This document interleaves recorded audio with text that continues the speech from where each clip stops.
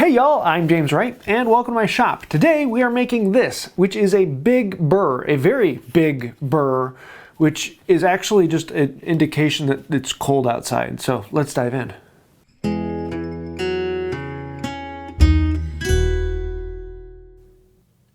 Most burrs are made out of blocks that are 3/4 by 3/4. But I thought, let's try something a little bit more fun. A bigger one is more interesting, it's easier to manipulate, and just going to be more fun. So we're going to make it out of blocks that are 1.5 by 1.5. A good bit. And so they need to be 5 times the length that they are wide. And so in this case, they need to be 7.5 inches long. Ooh, this is going to be fun. Now with this tool, you can never be wrong. Always right angles. Well, with all of my tools, they're never wrong because they're right tools. Yeah, as you can see, this video won't be like most videos. We're going to have a good bit of fun with this. This is a really quick, easy project, and I could cover it all in 30 seconds, but I thought, let's do something a little more enjoyable for this one. So what we're going to do is we're going to make a test piece, and this test piece is going to have a slot that is 1.5 inches wide, 3/4 of an inch deep, so halfway down. And this test piece will allow me to make sure that all of my sticks are the exact same thickness. I want to make sure that they are all the same in all dimensions, and so having one piece I can just slide around, it makes it a lot easier. So let's get to the actual sticks themselves. I'm going to do one out of red oak, I'm going to do one out of pine, and I'm going to do another one out of Filipino mahogany. All three I can actually buy at Menards at 1.5 inch predetermined thicknesses. But that means that they're not quite what I want them to be. And with the mahogany, I actually had to glue together 2 3/4 inch pieces to get them down to the size I wanted. So we can plane off the glue and then plane them down to exactly the 1.5 by 1.5. And so with that test piece, I can then put it on the block and make sure that it is the right thickness all the way along. It makes it very easy to check it quickly. You can just slide it along and make sure it actually fits in there. Now we need to actually cut these to length. So we're going to cut each one of these into 4 sticks that are 7.5 inches long. In my case, I actually cut them at 8 inches long just because I wanted to. Making them a little bit longer than normal just made it look a little bit more interesting to me. So once I have one of them cut exactly the length I want, I use that as the layout piece to pattern all the rest off of. It makes it far easier to make sure that they're all the same, to put that down and mark off of reality rather than marking off a tape measure and everyone being ever so slightly different. And so once I have one, I can use that as the pattern to then cut all the rest. And a lot of this project is just do the exact same thing over and over and over again, because you have 12 pieces and all 12 pieces are exactly the same in all dimensions. It makes it really easy to figure out, but it makes it a very boring project. Now we want to chamfer all of these down, and I realized I should have chamfered them all before making the cuts, and so I stopped halfway through cutting them all to length and chamfered the edges down. Just 4 or 5 passes on each one. It makes it feel a little better and gives it a nice cleaner finish. And it's easier to chamfer them all while they're one big block rather than a whole bunch of little blocks. You live and learn, and then next time you forget and do it all over again too, because you try to learn but you didn't. Oops. So again, we can take that pattern, set it, mark all the blocks, and then mark all the way around them, cut them off to length, and then we've got 12 8-inch long 1.5 inch by 1.5 inch blocks. Next thing we need to do is make all of the layout on these, and to make this a little bit easier, I'm going to clamp them all together so that I can mark them all at one time.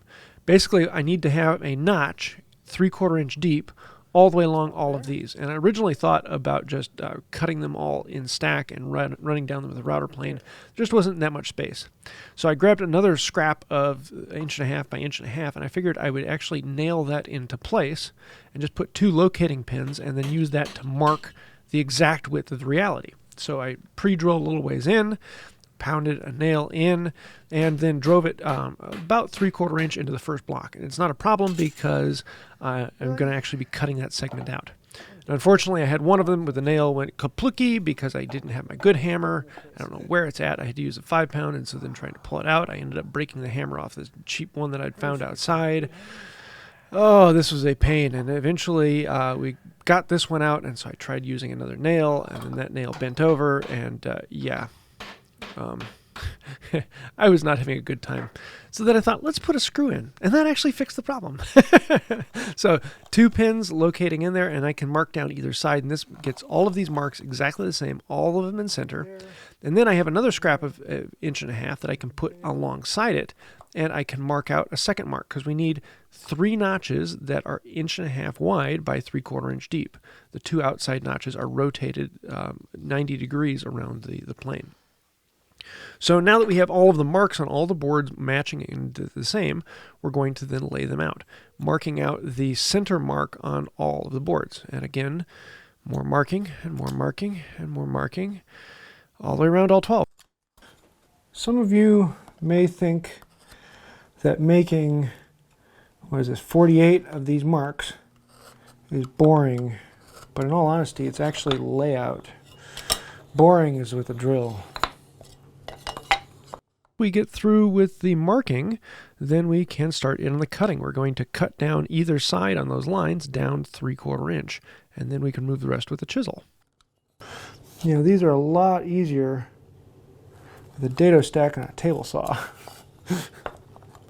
On the pieces that are 3/4 laminated, I actually was able to use the center line as the depth mark, so I didn't have to mark that, even though I ended up marking it eventually because I didn't realize it until halfway through. So, oops, oh well. But the glue joint actually would be very useful there if you laminate 2 of them together.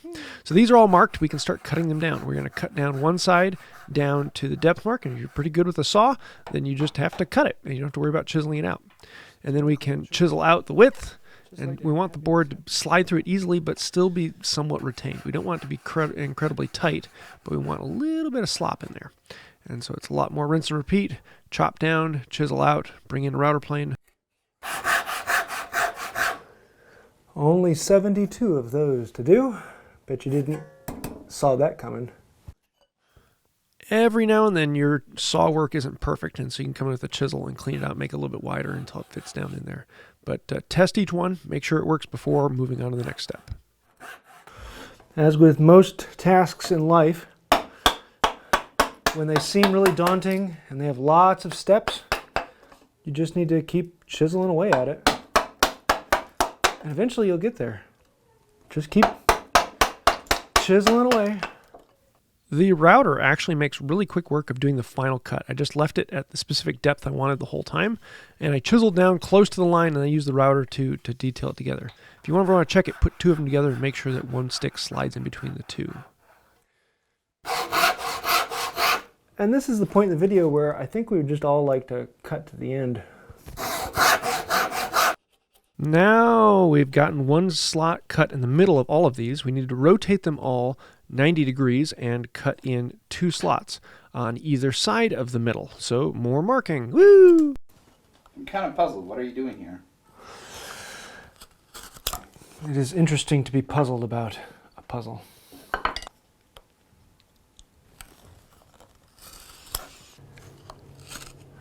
Hey, Luke, can you go turn the heat on? It's kind of Burr in here. See this? This right there? That is exactly how I'm going to make my mark on this world. Age-old question. Why did the chicken cross the road? Answer, to get away from my jokes. Before you know it, you'll feel like your life is just marking things out. We have all of the marks on one side put out from earlier. We just need to actually transfer those halfway around the piece. So we have both of the side marks to cut down to as well as the depth mark to chop at. Lots of fun. Once more, I bet you didn't saw that coming.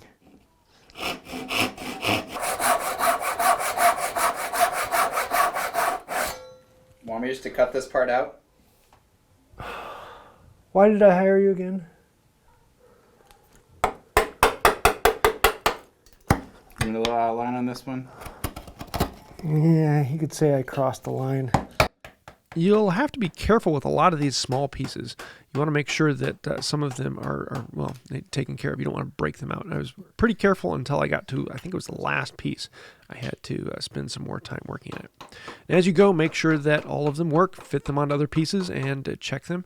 And eventually you'll find that, hey, you get into a rhythm, and they actually start going pretty quickly. So it's really simple. One notch in the middle, two notches on the other side at 90 degrees. Rinse and repeat again. I'm soon going to be releasing a new workout video. It is one of the best in the world because it has guaranteed chiseled six-pack. Other workout programs will guarantee rock-hard abs, but we guarantee oak-hard abs. Only the best. When doing the chiseling, always make sure that you are aiming up. You don't want to be aiming down or across, or you may end up going out the other side where you don't want it to be. Always aim up. One quick tip, if you're ever having a problem watching videos, a lot of times you need to make sure that your router is set up right. It makes all of the Wi-Fi connections that much better if you have a good router.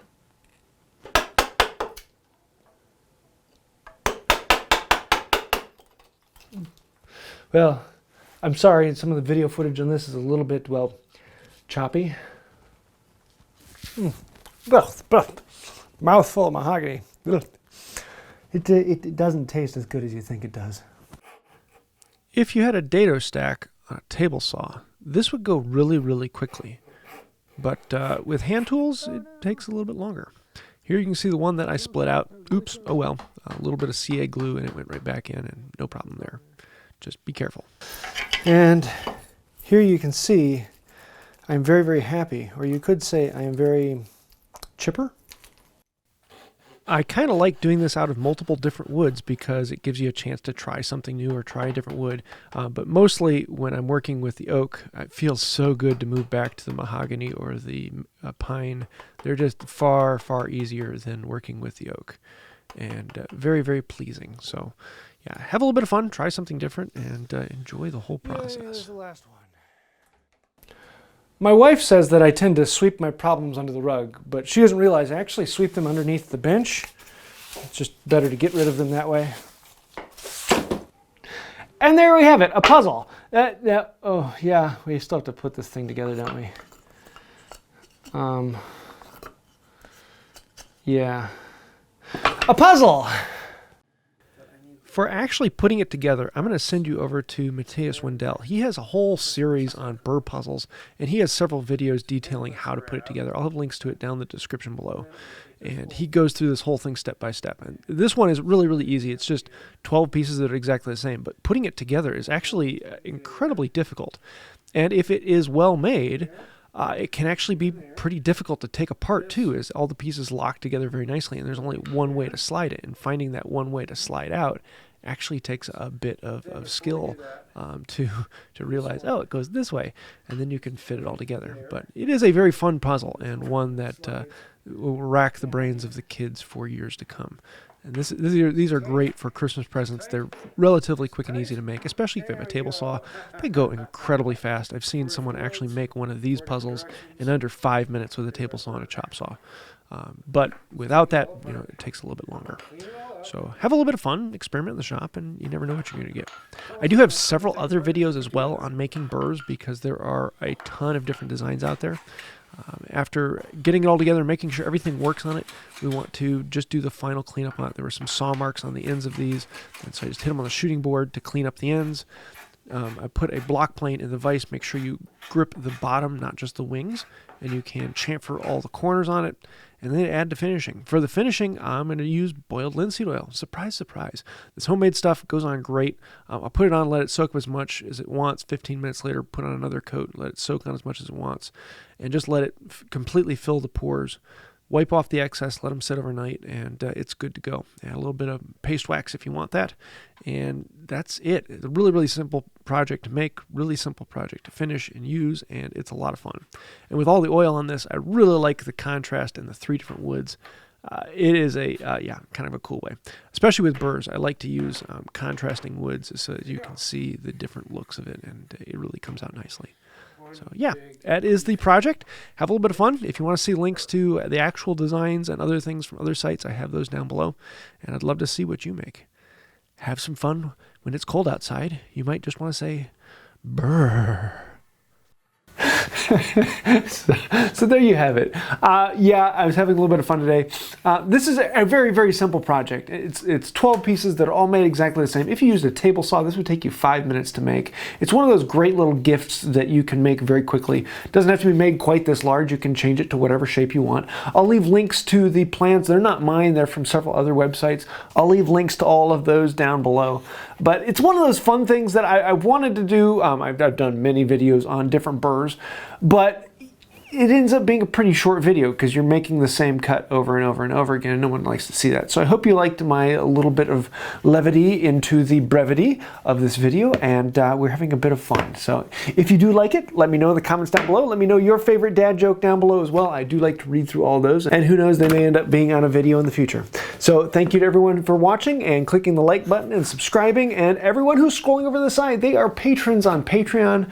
Thank you for that. Without patrons and Patreon members who've clicked that join button, this channel wouldn't exist. So thank you for keeping that coming. If you'd like to find out more about that, there's links to Patreon down below, or you can click the little join button to become a member here on YouTube. We do have special perks for all of you, and that's about it for today. Until next time, have a wonderful day. I'll link the links, so who knows, they might end up, and who knows, they may end up hopping. Wait, you want another joke? Okay, fine. A coworker was recently hired at a new job, and he got to talking with the other coworkers, and they came to the subject of, why did you quit your last job? And he said, well, it was really just something that the boss said, and it just didn't work well, and so I left the job. And he said, well, what did he say? What was so bad that you had to leave the job? He said, well, you're fired.